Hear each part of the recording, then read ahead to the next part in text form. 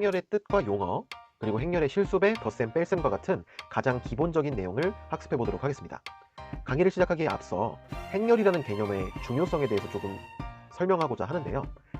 행렬, 그리고 좀 더 넓게 본다면 이제 행렬을 다루는 수학 분야가 선형대 수학인데, 이 선형대 수학이라는 과목은 물리학, 컴퓨터과학, 통계학, 머신러닝과 같은 다양한 분야의 응용에 필수적인 토대를 형성하는 굉장히 중요한 수학적인 개념입니다.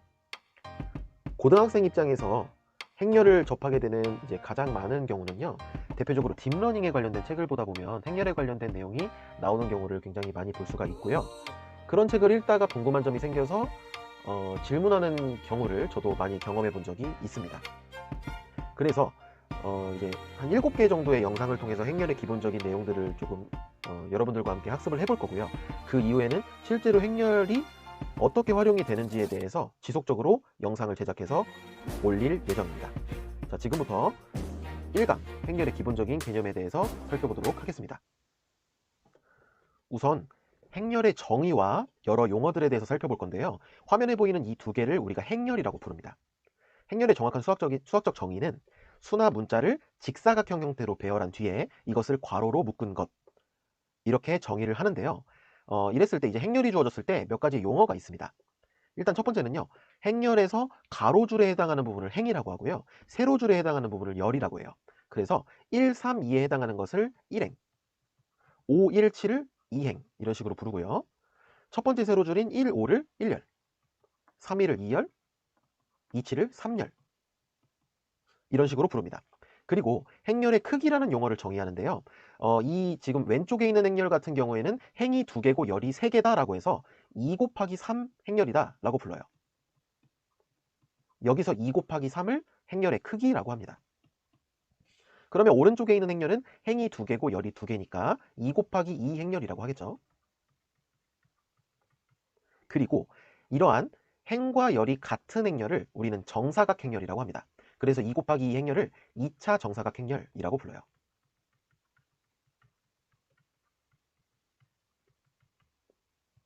그리고 용어 하나를 더 살펴볼 건데요. 이 행렬을 이루고 있는 수나 문자를 성분이라고 합니다. 그럼 대표적으로 예를 들어서 제가 동그라미 치는 이 7에 대해서 살펴볼게요. 이러한 7 같은 것을 우리가 이제 성분이라고 부른다라는 건데요. 조금 문제는 뭐냐면 이 성분이 너무나도 많기 때문에 성분의 위치를 우리가 간단하게 표현해 줄 표기 방법이 필요합니다. 여기서 이 7은요, 2행의 위치에 있고 3열의 위치에 있잖아요. 그래서 이것을 2,3 성분이다 라고 부릅니다. 하나만 더 살펴볼게요. 예를 들어서 제가 지금 동그라미 친 2라는 숫자 있죠. 2라는 성분. 이 성분은 1행의 위치에 있고 3열의 위치에 있기 때문에 이것은 1,3 성분이다 라고 부릅니다.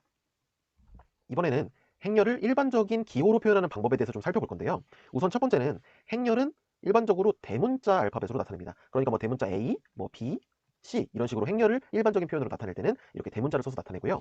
이 행렬에서 성분은 소문자 알파벳으로 나타내게 되는데요. 여기에 지금 숫자들이 조금 눈에 띄시죠? 자, 눈치가 조금 빠르신 분들은 이 숫자가 어떤 걸 의미하는지 알 것 같은데, 실제로 이 숫자는 어떻게 결정되느냐? 예를 한번 들어보겠습니다. 이 A1이라는 건요, 잘 생각해 보시면 1행에 놓여 있고 2열에 놓여 있기 때문에 1,2 성분입니다. 그래서 얘를 A12라고 쓰는 거예요. 하나만 더 예를 들어보면 왜 여기가 A23이냐? 2행 3열에 놓이는, 즉 2,3 성분이기 때문에 A23 이렇게 쓰게 됩니다.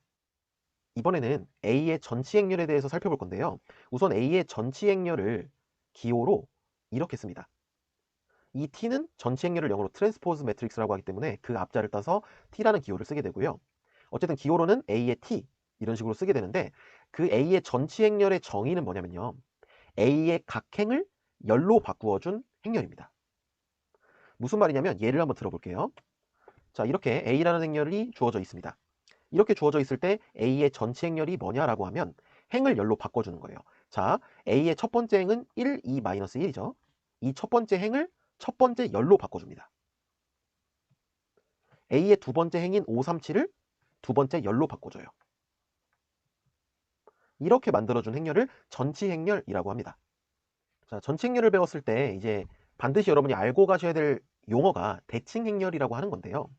대칭 행렬에 대해서 정의를 한번 해보고 한번 어떻게 생겼는지 알아보도록 하겠습니다.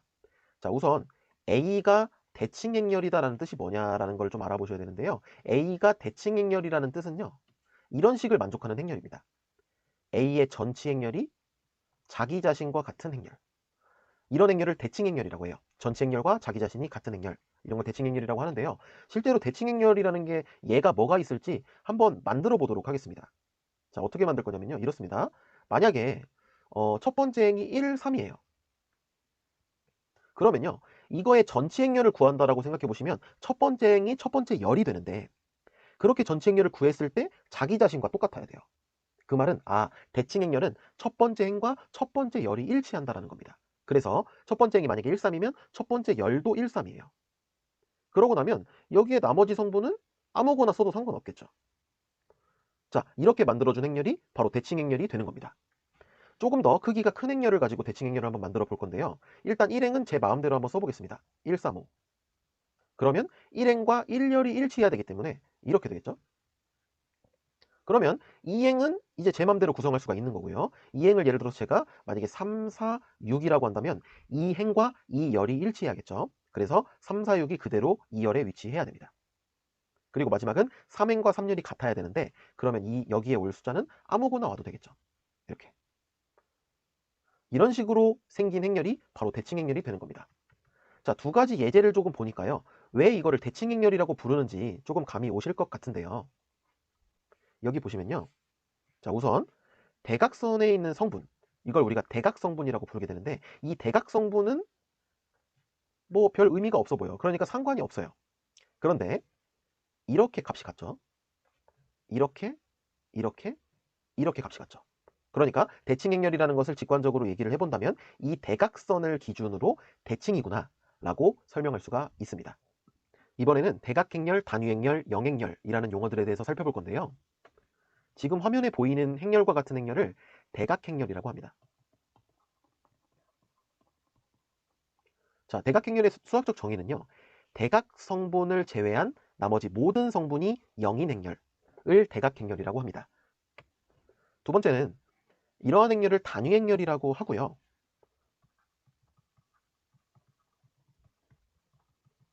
기호로 i라고 쓰게 되는데요. 실제로 제가 이렇게 예를 들어서 대각성분만 1이고 나머지가 0인 그러한 행렬을 단위행렬이라고 불렀지만 실제로는 제가 지금 쓰는 이러한 행렬들을 다 단위행렬이라고 부릅니다.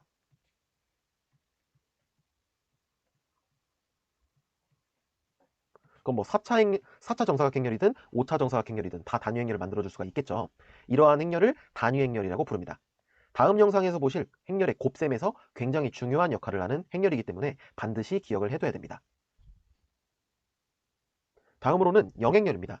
영행렬은요. 기호로 5라고 쓰고요.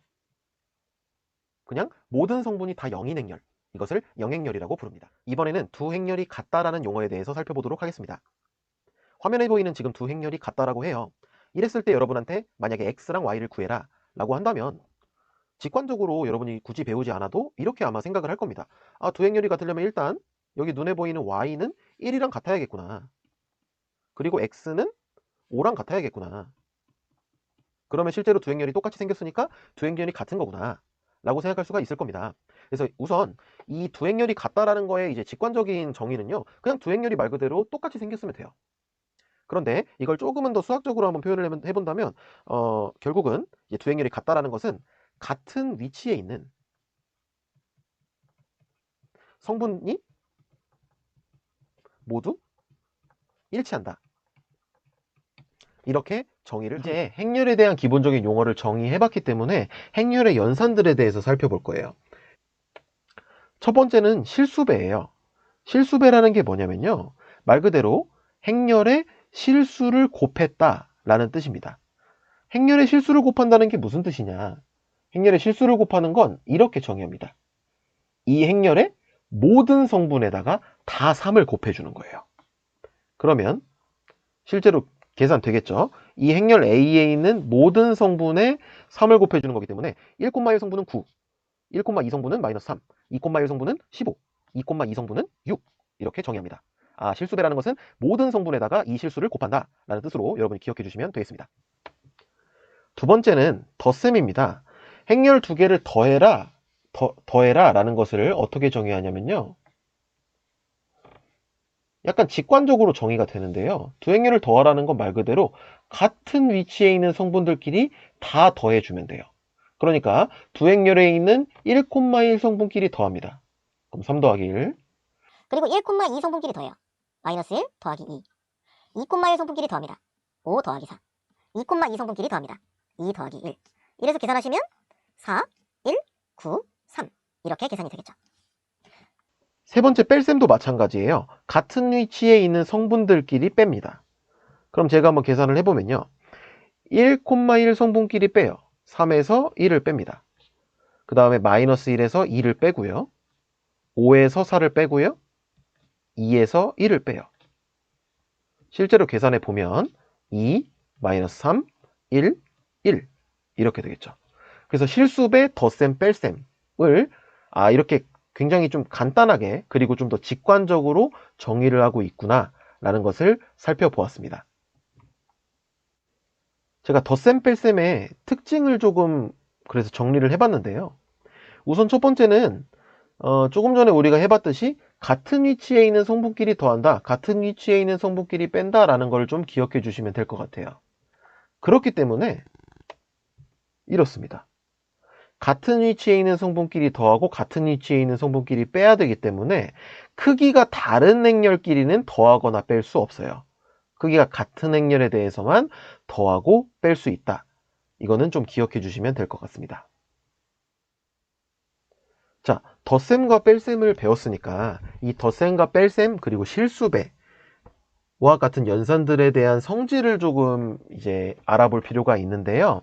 근데 보시면 알겠지만 여러분이 보통 하던, 그러니까 실수나 복소수 또는 뭐 다항식 이런 단어에서 다뤘던 연산 법칙이 그대로 성립하고 있다는 것을 알 수가 있어요. 그러니까 행렬 두 개를 더할 때는 순서 바꿔도 된다. 교환 법칙이 성립한다 라는 거 원래도 우리가 성립했던 성질이잖아요. 그죠? 그리고 앞에 거 두 개를 먼저 더하나 뒤에 거 두 개를 먼저 더하나 값은 변함이 없다. 이런 결합 법칙. 그리고 이제 세 번째가 조금 익숙하지 않을 수 있는데 이 대문자 5가 어떤 거였죠? 그죠? 이 대문자 5는 영행렬입니다.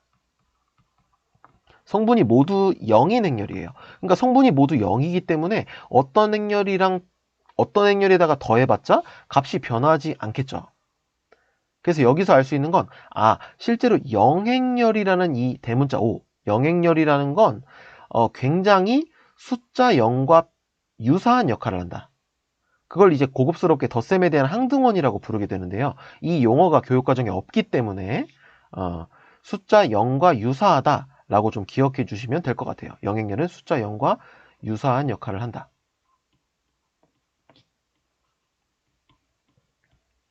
라고 기억해 주시면 되고요.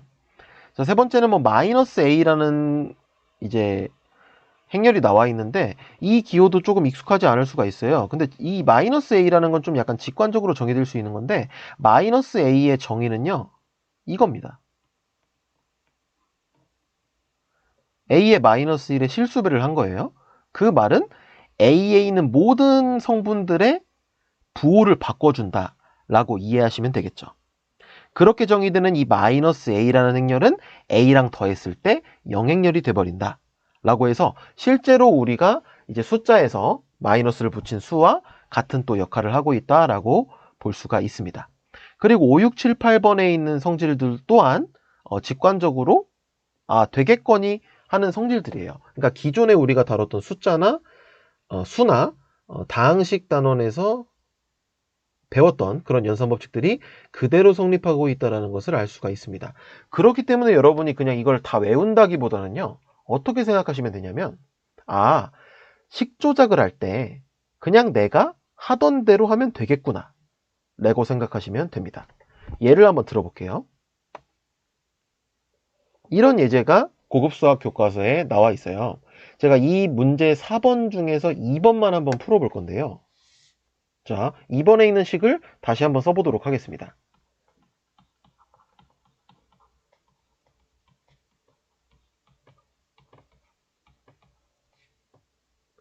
그러면 하던 대로 하라는 게 뭐냐면요. 일단 이런 거 풀 때 여러분 괄호 있으니까 분배 법칙을 이용해 가지고 괄호를 풀어줄 겁니다. 그러면 이 식은 이렇게 되겠죠. 2a 마이너스 2b 더하기 2y. 이런 게 그대로 성립한다는 거예요. 행렬에서도. 자, 그럼 우변은 3y 마이너스 3a가 된다는 거고요. 성질이 그대로 성립하고 있기 때문에 여러분이 풀던 대로 식 조작을 하시면 됩니다. 자, 지금 우리의 목표는 y예요. 그러면 이항이라는 걸 하겠죠. 자, 좌변에 있는 2y를 저 같으면 우변으로 넘길 거고요. 우변에 있는 마이너스 3a는 좌변으로 넘기겠습니다. 그렇게 되면 좌변은 5a 마이너스 2b가 되고요. 우변은 y가 되겠죠. 그래서 우리한테 구하라고 한 이 행렬 y는 그냥 5a 마이너스 2b를 계산하면 되는구나 라고 알 수가 있고요. 연습삼아 제가 한번 계산을 해보면 5a는 성분의 5배를 하는 거니까 50, 15, 20이 될 거고요. 여기서 2b라는 행렬은 b에 있는 모든 성분의 2를 곱하는 거기 때문에 마이너스 2, 0, 2, 2가 될 겁니다. 이 연산을 한번 해보면요. 각 성분, 같은 위치에 있는 성분들끼리 빼는 거기 때문에 5 빼기 마이너스 2니까 7, 10 빼기 0이니까 10, 15 빼기 2니까 13, 20 빼기 2니까 18 이런 식으로 계산을 하시면 됩니다. 이번 영상에서는 행렬의 기본적인 내용들에 대해서 살펴봤습니다. 다음 영상에서는 행렬의 곱셈에 대해서 배울 건데요. 행렬의 곱셈은 굉장히 직관적이지 않은 방향으로 정의를 하게 되고요. 우리가 알고 있던 우리가 해왔던 곱셈과는 조금 다른 성질을 가지고 있습니다. 굉장히 재밌는 특징들이 있기 때문에 기대해 주시고요. 이상으로 영상을 마치도록 하겠습니다.